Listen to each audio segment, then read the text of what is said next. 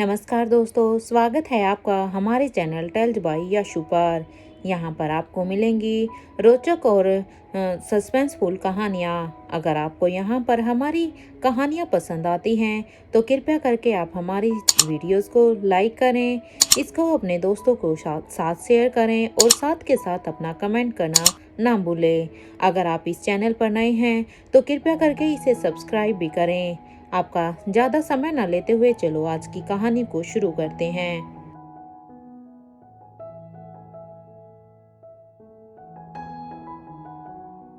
पिछले एपिसोड में हमने सुना था कि यहाँ पर सभी ही गाँव में जो एक्स्ट्रा गाड़ियाँ आई हुई थी उनमें अब धीरे धीरे ब्लास्ट होने लग जाते हैं। सभी गाड़ियाँ बारी बारी से सभी गाँवों की ब्लास्ट होकर चीथड़ों की तरह उड़ रही थी, जिन्हें देखकर वहाँ मौजूद सभी लोगों को हैरानी हो रही थी।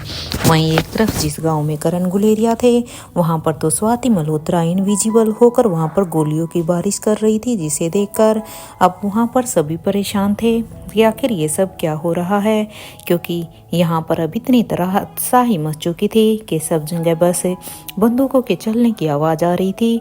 एक तरफ दुश्मनों से लड़ाई थी तो दूसरे इन इन्फेक्टेड लोगों के साथ जो कहीं से भी निकल कर आ रहे थे। हालांकि इन्हें एक जगह पर एकत्रित करने की कोशिश की जा रही थी, लेकिन वो फिर भी अपनी तरफ से पूरी जी जान लगा कर वहाँ से निकलना चाहते थे। यहाँ पर उन सभी ने ही अपने दुश्मनों को मार तो गिराया था। इतने वक्त तक यहाँ पर अंधाधुंध फायरिंग हो रही थी, जबकि ये गोली तो यहाँ पर भूमिका को छूकर भी निकल गई थी। वहाँ विलेज नंबर 3 में अनिका ने सभी को अब तक मार गिराया था, तो वहीं कुछ गोलियाँ उसके कुछ आदमियों को भी लगी हुई थी, क्योंकि इस अंधाधुंध फायरिंग में उसके कुछ आदमी घायल हो गए थे। उनकी हालत अब सीरियस भी नजर आ रही थी, जबकि कुछ अभी अपने दर्द को सहन करने की कोशिश कर रहे थे। ठीक ऐसा ही हाल सभी गांव का ही था। अनिका ने जब अपने आदमियों को ऐसे घायल देखा तो उसे उनके लिए बहुत ही दुख भी हो रहा था और उनके लिए दया भी आ रही थी, क्योंकि वो लोग तो उसी के लिए ही घायल हुए हैं ना। उन्हें ऐसे देखकर अब अनिका ने सोचा कि अगर उसे यहाँ पर कुछ मिल जाए तो शायद वो अपने इन आदमियों का इलाज कर पाती है, क्योंकि अनिका खुद एक डॉक्टर है, इसलिए वो वहाँ पर कुछ चीज़ें ढूंढने लग जाती है। या अनिका को अब अपने आदमियों की चिंता हो रही थी, क्योंकि एज ए डॉक्टर वो जानती थी कि अगर उन्हें समय से इलाज नहीं मिला तो उनकी जान खतरे में भी हो सकती है। जैसे ही वो इधर उधर देख रही थी तो तभी उसकी नज़र अब वहाँ पर फार्मर्स के ग्रुप पर जाती है, जो कि अब उन सभी की तरफ ही बढ़ रहे थे, क्योंकि उस सब्जी मंडी में भी सभी के सभी फार्मर सब इन्फेक्टेड हो चुके थे। अब्दुल ने जब उनकी तरफ देखा तो उन्हें देखकर तो अब अब्दुल कहता है कि अब क्या करेंगे, क्योंकि ये लोग तो अब इसी तरफ ही बढ़ रहे हैं। अब अब्दुल की इस बात पर अब वहाँ पर अनिका भी अब एक गहरी सोच में ही चली जाती है। अनिका भी अब यही सोचती है कि वो इन सभी को आगे बढ़ने से कैसे रोके। अनिका ये सोच ही रही थी कि तभी वहाँ उसके कानों में अब कुछ चॉपर्स की आवाज़ आती है। इन चॉपर्स की आवाज़ इतनी तेज थी कि वो सभी अब ऊपर की तरफ देखते हैं। उस आवाज़ को सुनकर अनिका अब इंस्पेक्टर अब्बास और अब्दुल से कहती है, बी अलर्ट, कोई आ रहा है। जरूरी नहीं है कि ये हमारी हेल्प के लिए होगा, ये हमारे दुश्मन भी हो सकते हैं। ठीक इसी तरह से हर गांव में अब बारी बारी से कुछ चॉपर आ गए थे, क्योंकि वहां पर अब शायद चॉपर से ही यहाँ पर कुछ और फाइटर आ रहे थे। वहीं विलेज नंबर 1 में जहाँ इन्फेक्टेड लोगों ने उस घर के दरवाजे को ही तोड़ दिया था, क्योंकि वो लोग अब तक बाहर निकलने की भरपूर कोशिश कर रहे थे और इतनी कोशिशों के बाद अब वो फाइनली कामयाब हो गए और उन्होंने उस दरवाजे को तोड़ दिया और वो बाहर की तरफ भाग रहे थे। तो वहीं विलेज नंबर 2 में जहाँ एक स्कूल था, स्कूल के अंदर के लोग भी अब अपनी पूरी ताकत लगा रहे थे। उन्होंने भी, क्योंकि अब वो इतने सारे लोग थे, इस तरह से धक्का मुक्की से, इस तरह से जोर लगाने से उन लोगों ने भी अब उस स्कूल के गेट को ऊपर से कूदना तो छोड़ उस गेट को ही तोड़ दिया था। इधर विलेज नंबर 3 में भी तो वो सभी अभी अनिका की तरफ ही आ रहे थे, क्योंकि ये सारे ही फार्मर अब इनकी तरफ बढ़ रहे थे और अनिका अपने कदमों को उन्हें देखते हुए पीछे की तरफ लेकर जा रही थी, क्योंकि वो अभी भी कुछ सोच रही थी। इधर वही हाल विलेज नंबर 4 का था। यहाँ पर भी लोग इतने ज़्यादा इन्फेक्टेड हो गए थे कि उन लोगों ने जहाँ से भी जगह मिल रही थी वो लोग वहीं से ही निकल रहे थे। क्योंकि यहाँ पर किंग की स्टैचू यानी कि आकांक्षा उन्हें बार बार रोकने की कोशिश तो कर रही थी, लेकिन वो लोग अब बहुत ज़्यादा हो चुके थे और ये स्टैचू सिर्फ एक वो इनको अब वो एक को अगर यहाँ बाहर निकलने से रोकती तो तभी दूसरा भाग रहा था। तो वहीं अब आकांक्षा भी अब इन लोगों से सच में परेशान हो चुकी थी। इवन वो अब उन्हें रोक भी नहीं पा रही थी। वहीं अब अर्जुन सिंह जो कि काफ़ी देर से आकांक्षा को ही ये सब काम करते हुए देख रहा था, उसे अब आकांक्षा के ऊपर उसे आकांक्षा को लेकर अब चिंता हो रही थी। इसलिए अर्जुन सिंह अब आकांक्षा के पास जाता है और अब वो वहाँ जाकर आकांक्षा का पीछे से हाथ पकड़कर अब उसे अपनी तरफ खींच लेता है।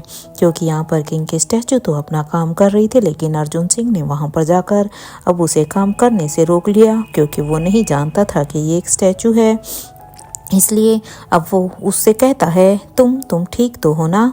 उसकी इस हरकत पर तो अब यहाँ पर किंग की स्टैचू को बहुत ही गुस्सा आता है और वो अर्जुन सिंह की तरफ अब घूर घूर कर देखती है। और क्योंकि उसे उसके ऊपर इतना गुस्सा आ रहा था कि उसका मन कर रहा था कि वो सबसे पहले अपने दुश्मनों को छोड़कर पहले एक पंच वो इसी अर्जुन सिंह को ही मारकर उसी को ही यहीं पर लंबा लेटा दे, ताकि कम से कम वो उसकी हेल्प करने की बजाय उसे ऐसे परेशान तो नहीं करेगा।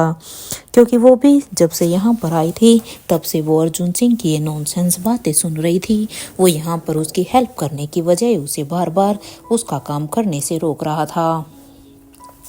इधर ये सब होता हुआ देखकर जहां महेंद्र अभी एक तरफ छिपा हुआ था, महेंद्र अब अपने मन ही मन में उसे चिंता हो रही थी कि अब क्या होगा। क्योंकि जिस तरह से ये लोग ऐसे अब बाहर निकल रहे हैं, इस तरह से तो इस वायरस को बढ़ने से अब कोई भी नहीं रोक सकता है।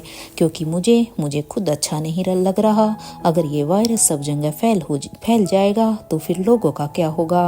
वो बात अलग है कि जब तक मुझे कुछ पता नहीं जब तक मुझे सच्चाई का पता नहीं था तब तक मैंने इन लोगों का साथ दिया।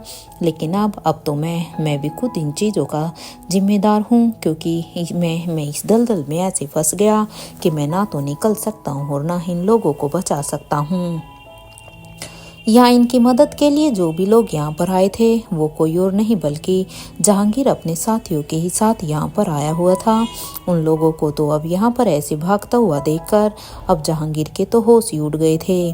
क्योंकि अनिका के कहने पर जहांगीर यहाँ पर इस विल गाँव में अब इन लोगों की हेल्प करने के लिए आया था। लेकिन जब उसने यहाँ पर इन इतने सारे इन्फेक्टेड लोगों को एक साथ देखा तो उसे तो कुछ समझ ही नहीं आ रहा था कि ये सब क्या हो रहा है और इन लोगों का ये ऐसा हाल क्यों है। उसके मन में तो अब साथ के साथ एक डर भी था कि अब इस प्रॉब्लम का सामना अनिका और रोहित मारवा कैसे करेंगे। क्योंकि सच में इंसानों का कोई ऐसा रूप भी हो सकता है, उसे इस मामले के बारे में अभी पता ही नहीं था। क्योंकि थोड़े समय पहले जो हाल प्रीति का था वही अब यहाँ पर जहांगीर का भी नजर आ रहा था। उसे बस इतना समझ में आ रहा था कि अगर वो या उसके लोग इनके संपर्क में आ गए तो वो भी शायद इन्हीं के जैसे हो सकते हैं। इसी चीज को लेकर उसे अब डर भी लग रहा था। वहीं दूसरी तरफ गांव नंबर 6 में भी सेम यही हाल था।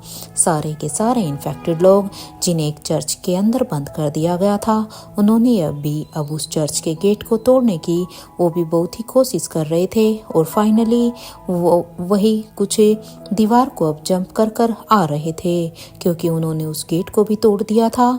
कुछ तो दरवाजे वहां से निकल रहे थे तो कुछ दीवार को लांग रहे थे। तो वहीं अब तक बूढ़े किंग के फाइटर अभी उन सबको ऐसे बाहर निकलता हुआ देखकर अब वो उन लोगों से बचने के लिए अब अपने कदमों को पीछे कर लेते हैं। क्योंकि वो अच्छी तरह से जानते थे कि अगर वो इनके संपर्क में अगर अब आ गए तो वो भी फिर ऐसे ही हो जाएंगे, वो फिर अपने लोगों का साथ नहीं दे पाएंगे। और वो अब इंडियन आर्मी जो कि वहीं पर ही मौजूद थी, इंडियन आर्मी के ऑफिसर्स को भी अब वहाँ से दूर रहने के लिए कह देते हैं, उन्हें भी वो अवेयर करते हैं। अब अपने दुश्मनों को ऐसे अपने कदमों को पीछे करता हुआ देखकर तो अब सरजी के फाइटर उनको बड़ा ही मजा आ रहा था। वो अब अपने दुश्मनों को इस तरह से पीछे हटता हुआ देखकर अब वो जोर जोर से हंसने लगते हैं। क्योंकि उन्हें अब लगने लगा था कि उनके इस वायरस की वजह से अब ये लोग हारने लगे हैं। इसलिए वो बूढ़े किंग के फाइटर से एक फाइटर कहता है क्या हुआ है? अब क्यों अपने कदमों को पीछे कर रहे हो? अब पता चला कौन डर गया? क्योंकि जिस तरह से तुम लोग अपने कदमों को पीछे कर रहे हो उससे तो अब साफ साफ नजर आ रहा है कि तुम सब डर गए हो। अरे जाओ, जाकर पहले अपने चेहरे तो देखो कि डर में तुम्हारी आंखें कैसे नजर आ रही हैं। ये कहते हुए ही वो फाइटर अब यहाँ पर किंग के फाइटर्स और इंडियन आर्मी के लोगों के ऊपर अब हंसने लगता है। वहीं दूसरी तरफ अब तक मार्केट के अंदर से भी कुछ लोग बाहर की तरफ आ जा रहे थे और वो भागते हुए ही अभी लक्ष्य के पास आ रहे थे। लक्ष्य ने भी उनकी तरफ अपनी गन को किया हुआ था क्योंकि लक्ष्य जानता था अगर ये लोग उस तक पहुंच गए तो वो भी इन्फेक्टेड हो सकता था। इसलिए उन लोगों से बचने के लिए लक्ष्य ने अपनी गन को उन्हीं की तरफ किया हुआ था कि अगर जो भी सबसे पहले उसके पास आया तो वो उसे शूट कर सके। लेकिन वो इन्फेक्टेड लोग, उन्हें तो अभी किसी चीज़ का डर ही नहीं था। वो सभी तो बस अभी भूखे भेड़ियों की तरह अभी लक्ष्य के पास आ रहे थे उसको झपटने के लिए। इससे पहले कि वो सभी अभी लक्ष्य को अपना शिकार बनाते कि तभी वहाँ पर एकदम से सौम्या आ जाती है और सौम्या ने बीच में आकर एकदम से लक्ष्य का हाथ पकड़ा और उसे दूसरी तरफ धक्का दे दिया। जैसे ही सौम्या ने यहाँ पर लक्ष्य को धक्का दिया तो धक्के की वजह से लक्ष्य का बैलेंस बिगड़ गया और वो सीधा ही नीचे गिर गया। अब लक्ष्य को इस तरह से गिरता हुआ देखकर अब सूरज, जो कि वहीं पर उससे थोड़ी ही दूरी पर खड़ा था, सूरज अब एकदम से चेत हो जाता है। सूरज को लगा कि शायद ये लक्ष्य को मारने की कोशिश कर रही है क्योंकि जैसे ही सौम्या लक्ष्य की तरफ बढ़ी और उसे धक्का दिया तो सूरज को लगता है कि उसे यहाँ पर सौम्या ने सीधा लक्ष्य के ऊपर अटैक कर दिया है। उसे इस तरह से करता हुआ देखकर सूरज अब उनकी तरफ जाने ही वाला था क्योंकि वो अब सीधा ही सौम्या के साथ फाइट करने वाला था। तभी उसकी नज़र अब उन इन्फेक्टेड लोगों पर जाती है जो कि उन्हीं की तरफ ही बढ़ रहे थे। इतने सारे लोगों को अपनी तरफ बढ़ता हुआ देखकर लक्ष्य और उन सब की तरफ बढ़ता हुआ देखकर सूरज अब समझ जाता है। इसलिए सूरज अब सबसे पहले लक्ष्य को, जो कि गिरा हुआ था, उसे उठाता है और उसके साथ साथ उसे उठाकर अब उसके साथ वो दूसरी तरफ जाने लगता है। यहाँ लक्ष्य भी अब भागते हुए बस सौम्या को ही देख रहा था क्योंकि सच में सौम्या ने आज उसे बचाया था, तो इसलिए वो बस भागता हुआ उसी की तरफ ही देख रहा था। तो तभी उसने नोटिस किया कि सौम्या अभी किसी गहरी सोच में ही है। वहीं दूसरी तरफ इधर करण गुलेरिया, जो कि यहाँ पे एक अलग गांव को लीड कर रहा था, वहाँ पर स्वाति की मदद से उसने अपनी सभी दुश्मनों को मार गिराया था क्योंकि स्वाति ने यहाँ पर अपने इनविजिबल होकर उसने आसमान से फायरिंग की थी। इधर करण गुलेरिया ने भी जितने लोग बचे हुए थे उनको अपनी फाइटिंग से हराया था। वो अब अपनी करण गुलेरिया यहाँ पर अपनी मदद करने वाले को तो नहीं जानते थे क्योंकि वो भी उसके सामने नहीं आई थी, लेकिन अब उन्हें इतना तो एहसास हो रहा था कि जरूर उनकी मदद करने वाला कोई और नहीं बल्कि स्वाति मल्होत्रा ही है। जरूर स्वाति उनके आसपास है क्योंकि जब आसमान में इतनी अंधाधुंध फायरिंग हो रही थी और वहाँ पर कोई शख्स, कोई चौपर कुछ भी दिखाई नहीं दे रहा था, तो करण गुलेरिया भी अब धीरे धीरे समझता है कि हो सकता है स्वाति जिंदा है तो ये जरूर स्वाति का ही काम है क्योंकि इतनी एडवांस टेक्नोलॉजी तो केवल स्वाति ही बना सकती है। और अब तो उसे उसके अपने आसपास होने का भी आभास हो रहा था। इधर वहाँ स्वाति को अभी उन इन्फेक्टेड लोगों की ही टेंशन हो रही थी कि वो तो अब पूरे के पूरे गांव को ही अभी इन्फेक्टेड कर देंगे क्योंकि अभी तक इस वायरस का कोई एंटीडोट भी नहीं बना था। उसके मन में भी यही था कि उसने जिन लोगों को सभी गांव में आने के लिए कहा था वो अभी तक यहाँ पर क्यों नहीं आए हैं।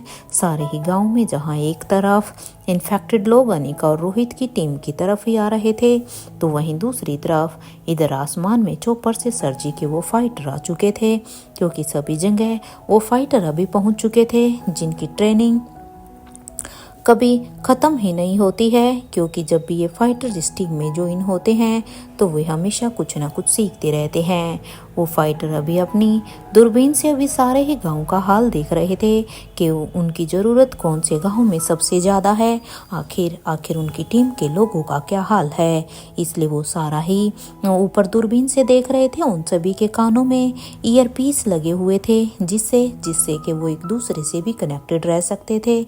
अब एक फाइटर अपने साथियों से कहता है, मेरे ख्याल से हमें उन लोगों को पहले भेजना चाहिए जो कि काफ़ी वक्त से इस गांव से दूर हमारी कमांड का ही वेट कर रहे हैं, क्योंकि यहाँ पर उनके कुछ लोग अभी और भी तैयार थे जो अभी तक इस मैदान में लड़ाई के लिए उतरे ही नहीं थे। अब अपने फाइटर साथी की ये बात सुनते ही अब उनके एक साथी ने कहा, ठीक है करते हैं ऐसा ही। मेरे ख्याल से पहले उन्हें ही भेजते हैं, अगर फिर हमारी ज़रूरत हुई तो फिर हम वहाँ पर जाएंगे। अब अपने उस फाइटर साथी की ये बात सुनकर वो पहले वाले फाइटर ने हाँ कहता है और अब वो अपने फ़ोन को निकाल कर अब अपने फ़ोन पर एक मैसेज टाइप करता है। उसने अपने फ़ोन में मैसेज टाइप करते हुए कहा कि तुम सभी के इस मिशन में आने का वक्त हो गया है, इसलिए भी रेडी। हम आसमान में ही हैं, यहाँ की फ़ाइट हम संभाल लेंगे, तुम वहाँ की फ़ाइट को संभालो। अब अपने उस साथी की ये बात सुनते ही अब सामने से उसे आवाज़ आती है कि ठीक है। ये सुनते ही उस फाइटर ने अपने फ़ोन को एक तरफ रख दिया। इधर विलेज नंबर 8 से थोड़ा सा दूर अपनी गाड़ी में बैठे हुए निखिल ने कुछ देखा तो वो बिल्कुल ही हैरान हो जाता है। एक साथ 8 गाड़ियां वहां पर विलेज नंबर 8 के लिए निकली हैं। उसके दिमाग में भी यही चल रहा था कि क्या इसी तरह से बाकी के गांव में भी ऐसी ही गाड़ियां तो नहीं गई हैं, क्योंकि शायद ये गाड़ियां वही थी जो वहां पर चोपर में बैठे हुए उस फाइटर ने भेजी थी। यानी कि लब अपने ही ख्यालों में था कि यहाँ पर तो अब दुश्मनों की सेना आती ही जा रही है, दुश्मन तो बढ़ते ही जा रहे हैं। ये लोग जितना उन्हें ख़त्म कर रहे हैं तो वहाँ पर और से और दुश्मन आ ही रहे थे। तो वहीं दूसरी तरफ इधर रोहित के पैलेस में भी अब तक कभी नालिशा ने मयूर और राजीव के साथ मिलकर अपने दुश्मनों को वहीं पर मार गिराया था। जैसे ही वो सभी अभी नीचे जमीन पर पड़े थे तो वैसे ही वहां पर भी अब एक चोपर आकर रुक जाता है और उसके अंदर से कुछ लोग बाहर आ जाते हैं। अब उस चोपर से निकलने के बाद वो सभी अब अपने तेज कदमों से पैलेस के अंदर आ जाते हैं। उन लोगों को देखकर अब राजीव उन्हें पहचान जाता है और राजीव अब अपने मन में ही सोचता है, ये फाइटर यहाँ कैसे? ये तो पापा के ट्रेंड किए हुए बेस्ट फाइटर हैं, इनको हराना तो अब किसी के लिए भी पॉसिबल नहीं था। मैं इन्हें पहचानता हूँ, ये उन्हीं के ही फाइटर हैं। सालों पहले जब पापा हमें उस किंग से बचाने के लिए आए थे तो ये सभी उनके साथ ही आए थे, क्योंकि ये फाइटर तो हमेशा पापा के साथ ही रहते थे। उस वक्त तो खुद धनंजय भी इन्हें नहीं हरा पाया था, क्योंकि इनकी फाइटिंग टेक्निक उस समय भी इतनी अच्छी थी, इतनी शार्प थी। किंग के साथ एक तो धनंजय था, लेकिन वो दूसरा फाइटर कौन था उसे मैं आज तक नहीं पहचान पाया था, ना ही मैं उसके बारे में पता लगा पाया। उसकी फाइटिंग स्किल को देखकर तो एक पल के लिए मुझे लगा था कि वो शायद करण हो सकता है, क्योंकि करण की फाइटिंग स्किल भी बहुत ही अच्छी थी और करण हमेशा से ही धनंजय के साथ रहता था। इसलिए हो सकता है उस दिन भी उसका भाई करण धनंजय के साथ अपनी दोस्ती निभाने के लिए आया हो, क्योंकि करण अपनी दोस्ती को निभाने के लिए कुछ भी कर सकता था। अपने दुख को भी भूल सकता था, क्योंकि उस समय करण पर क्या बीत रही थी करण वो तो मैं अच्छी तरह से जानता हूँ। वो करण हो सकता है। अब एक पल के लिए राजीव अपने मन में सोचता है, लेकिन फिर दूसरे ही पल वो कहता है, नहीं वो करण नहीं हो सकता, शायद वो कोई और ही होगा। यहाँ राजीव अपने उन्हें पिछले कुछ सालों की सोच में ही था, तो वहीं अब उसके सामने वो फाइटर अब आ जाते हैं। वो अब उस चौपर से निकलते हैं। कविनालिशा उन सभी को ही बड़े ही ध्यान से देख रही थी। तो वहीं मयूर अब उनको जैसे ही वो फाइटर ने उतर कर अब नीचे आते हैं और उनके सामने आते हैं, तो मयूर एकदम उनके सामने आता है और अब उनके ऊपर अपना एक दाव चलने ही वाला था कि तभी उस फाइटर ने अब मयूर को वहीं पर ही रोक दिया था और उसके ऊपर एक खतरनाक दाव चलने ही वाला था, जिससे पहले अब वो उसके मयूर के ऊपर कोई ऐसा दाव चलता पता। उस दाव को यहाँ पर आलिशा ने सबसे पहले भांप लिया था। आलिशा ने पहले ही अंदाजा लगा लिया था कि अगर मयूर ने इस अटैक को डिफेंड नहीं किया तो उसे सच में बहुत तेज चोट लग सकती थी, शायद उसकी हड्डियां भी टूट सकती थी। जो बात अभी आलिशा के दिमाग में चल रही थी वही बात इधर राजीव गुलेरिया के दिमाग में भी चल रही थी, क्योंकि राजीव तो खुद इन फाइटर्स की टेक्निक स्किल्स कितनी अच्छी थी वो अच्छी तरह से जानता था। इसलिए राजीव को तो इसका अंदाजा पहले से ही हो गया था। जैसे ही उस फाइटर ने अभी मयूर पर अटैक किया, ठीक वैसे ही आलिशा ने वहां पर भागते हुए मयूर का डिफेंड करते हुए ही अब उस फाइटर पर एक जोरदार अटैक कर दिया। आलिशा का अटैक यहाँ पर अब इतना खतरनाक था कि उस फाइटर की एक ही अटैक में एकदम से ही चीख निकल गई थी। आलिशा ने अब मयूर को जैसे ही बचाया तब उसने मयूर को अपने पीछे किया और अब वो खुद मयूर के आगे आ जाती है, क्योंकि एक बात तो आलिशा भी अच्छी तरह से जानती थी कि मयूर शायद अब इस टेक्निक को नहीं जानता है, इसलिए अभी इन लोगों से मयूर को सेफ करना भी जरूरी था। और अब वो उन सभी को ही बड़े ध्यान से अब नोटिस करने लगती है। आलिशा समझ गई थी कि इस बार ये सभी बहुत ही तेज वार करने वाले हैं, क्योंकि जिस तरह से आलिशा ने उनके एक वार को नाकाम कर दिया था, इवन उसके बदले में उनके ही ऊपर एक वार किया था, तो उससे अब उसने अंदाजा लगा लिया था कि इस बार इनका वार और भी भयानक होगा। इसलिए अब आलिशा भी यहाँ पर अपनी स्पीड को बढ़ा लेती है। वो अकेले ही उन सभी को एक साथ मारने जा रही थी, क्योंकि इस टेक्निक को आलिशा अच्छी तरह से जानती थी। आलिशा अब अपने हाथों को चलाते हुए उसे चला रही थी, उसे इस बात का ध्यान भी नहीं था कि वो किसे कहाँ पर मार रही है, क्योंकि आलिशा की स्पीड यहाँ पर बहुत ही तेज थी। उसे बस यहाँ पर सामने वाले लोगों को मौत के घाट उतारना था, क्योंकि एक आलिशा ही थी जो अब इस काम को कर सकती थी। कुछ ही देर में इधर अब कमीना आलिशा ने उन फाइटर को वहां पर मार गिरा दिया था, जिन्हें जल्दी कोई भी नहीं हरा पाता है। आलिशा ने यहाँ पर अपनी साहस के साथ उन सभी के साथ अच्छे से उन्हें निपटा दिया था। जैसे ही वो सभी बारी बारी से नीचे गिरे तो अभी आलिशा की नज़र अब सामने के लोगों पर जाती है और अब वो उन्हें देखकर परेशान हो रही थी।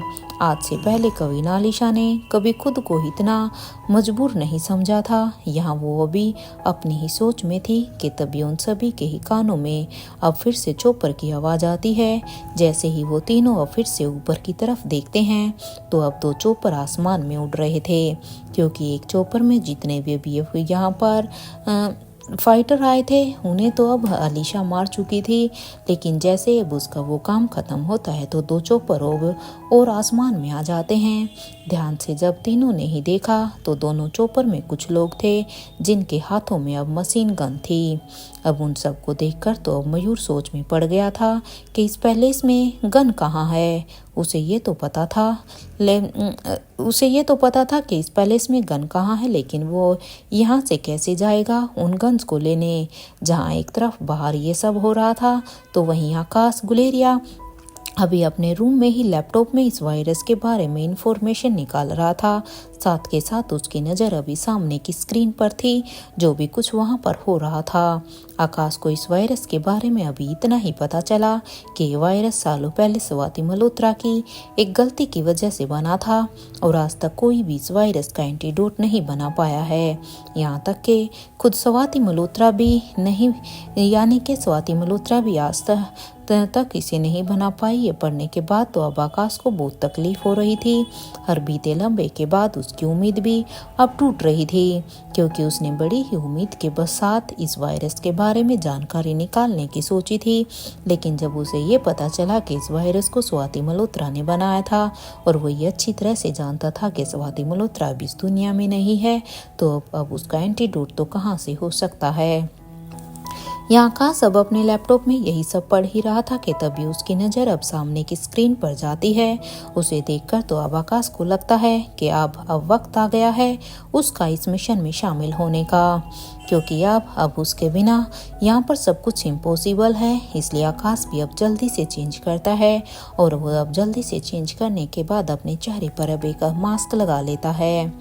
इसके बाद अब वो अपने कबर्ड को खोलता है तो वहाँ पर 6 से 7 मशीन गन्स रखे हुए थे और कुछ रिवॉल्वर भी थी। मशीन गन को अपने हाथ में लेकर आकाश गुलेरिया अब जल्दी से बाहर की तरफ जाने लगता है। कुछ ही देर में अभी वो दरवाजे के पास आ जाता है। जैसे ही आकाश अब दरवाजा खोलता है तो वहां पर दरवाजे की आवाज को सुनकर अभी यहाँ पर सभी के सभी पीछे मुड़कर देखते हैं। तो वजह से ही वो पीछे देखते हैं तो वहां पर एक शख्स खड़ा हुआ था और उसके हाथों में मशीन गन थी। उसे देखकर अब मयूर कहता है अब ये कौन है, क्योंकि जिस तरह से आकाश पूरी तरह से तैयार होकर आया था उसे देखकर तो मयूर भी एक पल के लिए कंफ्यूज हो गया था। लेकिन अब उसके गेस्चर को देखकर अब मयूर सोचता है अगर ये आकाश है तो फिर अगर ये आकाश नहीं है तो फिर ये कौन है, या सच में ये आकाश है। और अगर यही आकाश है जो अभी तैयार होकर आया है तो फिर जो अभी हमारे साथ फाइट कर रहा है मिलकर वो कौन है। या मयूर जानता था कि उसके पास सोचने का भी इतना टाइम नहीं है, क्योंकि मयूर अभी कंफ्यूज हो जाता है। क्योंकि एक तो वहाँ पर कविनालिशा थी उनके साथ और कौन था उसके बारे में, वो राजीव के बारे में अभी नहीं जानता था। लेकिन वो सभी अभी आकाश के पास से अब बिना समय गवाए उन गन्स को लेकर अब उन्हें अपनी अटैकिंग पोजीशन पर ले लेते हैं। और कुछ ही देर में वहां पर अब दोनों तरफ से फायरिंग शुरू हो जाती है। इस फायरिंग को जैसे ही अब स्टैचू ने सुना तो उन सभी ने ही अभी सारे ही इन्फेक्टेड लोगों को अच्छी तरह से कवर कर लिया था ताकि उन्हें बिल्कुल भी गोली ना लगे, क्योंकि ये स्टैचू अपने डिफेंडिंग मोड में थे। राजीव ने अभी हाथ में ली हुई रिवॉल्वर से निशाना लगाया और उस चॉपर में जो ड्राइवर सीट पर जो आदमी बैठा हुआ था उसके ऊपर ही जाकर सीधे ही गोली लगी। ठीक वैसे ही अब एक एक करके इन सभी ने ही दोनों ही चॉपर में जितने भी लोग थे उन्हें सभी को ही वहां पर अपनी गोलियों से भून डाला था। इन लोगों ने आज दुश्मनों को तो मार गिराया था, लेकिन उनकी सबसे बड़ी टेंशन तो अभी भी यही थी कि इन्फेक्टेड लोगों का सामना वो कैसे करेंगे, क्योंकि दुश्मनों के साथ तो वो कैसे भी लड़ सकते थे। लेकिन जो ये इन्फेक्टेड लोग थे ये तो बेचारे बेकसूर थे, जिन्हें ये मार भी नहीं सकते थे। ये लोग अभी कुछ सोच ही रहे थे कि तभी उन सभी की नज़र अब ऊपर आसमान में जाती है तो वहाँ पर एक एंगल आसमान में उड़ रहा था। रोहित के पैलेस के ऊपर वो एंगल अपनी नज़रें बनाए हुए था। उसे देखकर तो वो सभी अब एकदम से ही चौंक जाते हैं। तो वहीं दूसरी तरफ अभी सारे ही गांव में 8 गाड़ियां इंटर कर चुकी थी, क्योंकि ये गाड़ियां यहाँ पर अब निखिल का डर बिल्कुल ही सही था, क्योंकि ये 8 गाड़ियां पेयर में अभी सभी गाँव में पहुँच जाती हैं। वो सभी अभी ये सारी की सारी गाड़ियाँ यहाँ पर ऑटोमेटिक थी। इनका संचालन किसी और के ही हाथ में था। यानिका और रोहित के लिए तो प्रॉब्लम ही खड़ी हो गई थी। उन गाड़ियों को अच्छी तरह से एनी ने स्कैन कर लिया था, क्योंकि एनी एक रोबोट थी, इसलिए एनी उन गाड़ियों को अच्छे से स्कैन कर लेती है। और वो एनी अभी उन्हें स्कैन कर पता लगाती है कि ये फुली ऑटोमेटिक है।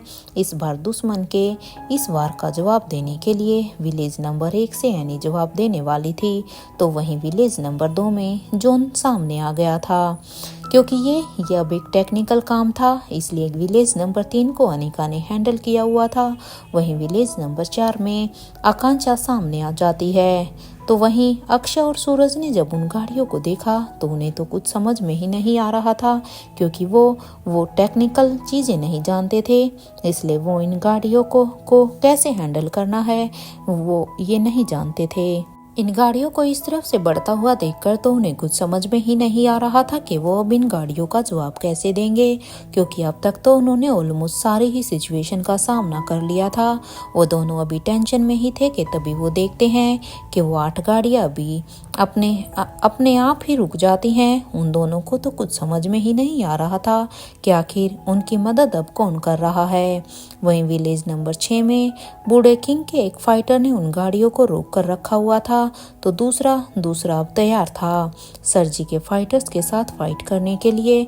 तो वहीं विलेज नंबर 7 में स्वाति मल्होत्रा ने उन गाड़ियों को रोक रखा था। तो इधर विलेज नंबर 8 में निखिल पूरी तरह से तैयार था। इन सभी लोगों ने अपने टैब को निकाला, क्योंकि ये गाड़ियाँ ऑटोमेटिक थी, इसलिए वो सभी अपने टैब को निकाल कर उनमें कुछ टाइप करने लगते हैं। इन सभी की उंगलियां ही अपने टैब पर बिजली की तरह तेज दौड़ रही थी, क्योंकि ये जानते थे कि उनके पास ज़्यादा समय नहीं है इन्हें अपने हाथों में होल्ड लेने के लिए। इसलिए उन सभी ने अभी अपना काम बड़ी ही तेजी के साथ पूरा कर लिया था और वो इन गाड़ियों का होल्ड अपने हाथ में लेने के लिए कामयाब भी हो गए थे। उन सभी ने ही इन गाड़ियों को अपने हाथ में ले लिया। जैसे ही सर्जी के फाइटर ने जब ये सब देखा तो उन लोगों ने अभी अपने साथियों से कहा, अब सच में बहुत हो गया है। अब वक्त आ गया है कि हम सभी इस मिशन में शामिल होएं, क्योंकि अब ये मिशन सिर्फ हम ही संभाल सकते हैं, क्योंकि अब तक हमारे दुश्मनों ने हमारी हर एक बाजी का मुंह तोड़ जवाब दिया है। ये कहते हुए ही वो सारे के सारे फाइटर अब एक एक कर उन गाँव में उतर जाते हैं। कुछ फाइटर यहाँ पर नदी के पास से कूद जाते हैं, तो वहीं कुछ आसमान में ही रहकर अपनी फाइटिंग पोजीशन ले लेते हैं। इन गाँव में ही कुछ फाइटर आसमान में थे, तो कुछ नीचे लैंड पर थे, तो वहीं कुछ फाइटर ने नदी में जंप कर लिया था। जैसे ही अनिका और रोहित की नज़र जब उन फाइटर पर जाती है तो वो दोनों भी समझ चुके थे कि अब ये फाइट इतनी आसान नहीं होगी, क्योंकि यह फाइट हर बीते वक्त के साथ और भी कठिन होती जा रही थी। अपने आदमियों को इन फाइट में उतरता हुआ देखकर तो इधर यशवंत मल्होत्रा और धर्मराज मारवा के चेहरे पर एक चमक आ गई थी। इससे पहले कि वो अपनी खुशी का जश्न भी मना पाते, तभी उन गांव के ऊपर 8 गैंग टैंगल आ जाते हैं। उन्हें देखकर तो ना सिर्फ दुश्मन कंफ्यूज थे, बल्कि यहाँ पर खुद अनिका और रोहित की टीम भी अभी कंफ्यूज थी। अनिका, स्वाति और धनंजय बस बार बार उन ईगल के साथ ही कांटेक्ट करने की कोशिश कर रहे थे, लेकिन क्योंकि ये पंछियों के साथ बातें कर सकते थे, लेकिन जब भी वो सभी उन ईगल की आंखों में देखने की कोशिश करते, वो सभी उड़कर दूसरी तरफ चली जाते थे। ये देखकर अब स्वाति मल्होत्रा अब अपने मन में ही सोचती है, आखिर ये सभी अचानक से यहाँ पर कैसे आ गई। वहीं दूसरी तरफ विलेज नंबर 3 में अनिका ने किंग से सीख लिया था पंछियों हाइप्नोटाइज करना, क्योंकि उसने उसे सीखा था कि पंछियों को कैसे हाइप्नोटाइज किया जाता है। इसलिए अनिका इस चीज को अच्छी तरह से जानती थी।